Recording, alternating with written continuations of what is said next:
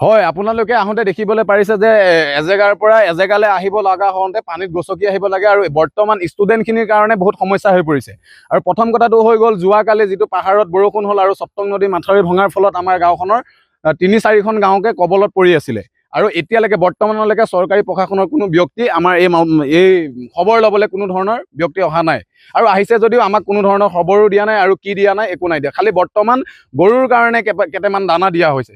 আৰু এই সমস্যাখিনিৰ কথা মই গম পাইছিলোঁ আজি 2 বছৰৰ আগত এই পুলটো ভাঙিব বুলি আমি বাগান কৰ্তৃপক্ষৰ যিজন মেনেজাৰ দেলহাউচি পুৰুকবাৰী বাগানৰ যিজন মেনেজাৰ চাহাব হয় তেখেত ৰঞ্জিত তেখেতৰ নামটো সম্পূৰ্ণকৈ নাজানো তেখেতক মই বাৰে বাৰে কৈছিলোঁ যে আপোনালোকে এই যিটো 40-30 বিঘাৰ মাটিত যিটো পুখুৰী খান্দিলে সেই পুখুৰীটোৱে আমাৰ বিপদৰ আৰু কাল অমানিশা নামি আনিব।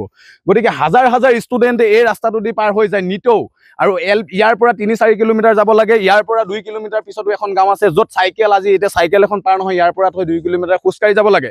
এই সমস্যাবোৰ দেখি আমাৰ খং উঠে যেতিয়া বাগান কৰ্তৃপক্ষই আমাক গুৰুত্বহীন কৰে, আমাৰ কথাবোৰক যেতিয়া অদৰকাৰী বুলি ভাবে। আৰু তেখেতলোকে আমাৰ ইয়াত ব্যৱসায় কৰিবলৈ আহিছে, কোনো ধৰণৰ উপকাৰ কৰিবলৈ অহা নাই। তেখেতলোকে নিজৰ মাটি দি নলা খান্দিবলৈ নোৱাৰে, তেখেতলোকে এই চৰকাৰী কাষৰ নলা খান্দিব আৰু গাঁৱৰ মানুহখিনিক সমস্যা দিব, যাৰ ফলত 40 বিঘাতকৈ 50-60 বিঘাকৈ মাটি আমাৰ এতিয়া পলসে পুতি খেতি যিখিনি সজাল ধৰা যিখিনি ধান সেইখিনি পুতি ধ্বংস কৰি দিলে।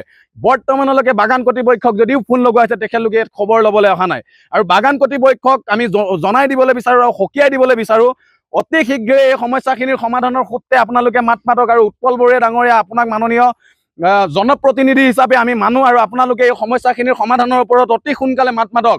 কাৰণ এখন গাঁও নহয়, এজন মানুহ নহয়, হাজাৰ হাজাৰ ভৱিষ্যত আৰু হাজাৰ হাজাৰ ব্যৱসায়। আমাৰ গাঁওখনত কোনো ধৰণৰ চাকৰিয়াল ব্যক্তি নাই, সকলোৱে ব্যৱসায় আৰু ব্যৱসায়ৰ ওপৰত নিৰ্ভৰ, কৰ্মজীৱনৰ ওপৰত নিৰ্ভৰ। নিতৌ গহপুৰৰ পৰা আপডাউন কৰিব লাগে। আৰু এই পথটো যেতিয়া এনেকুৱা দুৰৱস্থা হৈছে তেতিয়াও এই মানুহখিনিক সান্তনা দিবৰ কাৰণে চৰকাৰী বিভাগৰ কৰ্তৃপক্ষ বৰ্তমানলৈকে অহা নাই, যে আমাক আশ্বাসো দিয়া নাই যে এই ৰাস্তাটো এনেকুৱা হ'ব, যে এই ৰাস্তাটো এই বাগানখনৰ লগত আমি কথা পাতিম। কিন্তু ওৰেটো 3টা বছৰ আমি এই বাগানখনৰ লগত যুঁজ দি আহিলোঁ।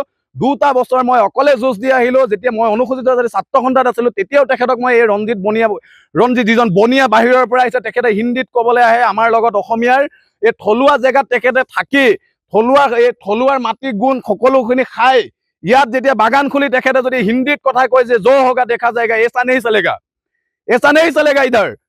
যেতিয়া জয়পুৰ তিনিআলিত বাগানৰ যেতিয়া ডেলহাউচি পুৰুকবাৰী বাগানৰ যেতিয়া গাড়ীবোৰ স্তব্ধ কৰি ৰখাই দিয়া হ'ব, যেতিয়া এই মেনেজাৰজন আহিব, যেতিয়া পুলিচ প্ৰশাসন আহিব, যেতিয়া জনপ্ৰতিনিধিবোৰ আহিব, কিয় আপোনালোকে এই গাড়ীবোৰ ৰখাইছে, কিয় বাগানক আপোনালোকে হাৰাছমেণ্ট দিছে, তেতিয়া এই দৃশ্যবোৰ আমি দেখাই দিম। আপোনালোকৰ চেনেলৰ জৰিয়তে যিবোৰ ভিজুৱেল ওলাব সেইবোৰ দেখাই দিম যে চাওক যেতিয়া আহিব লাগিছিল তেতিয়া নাহে।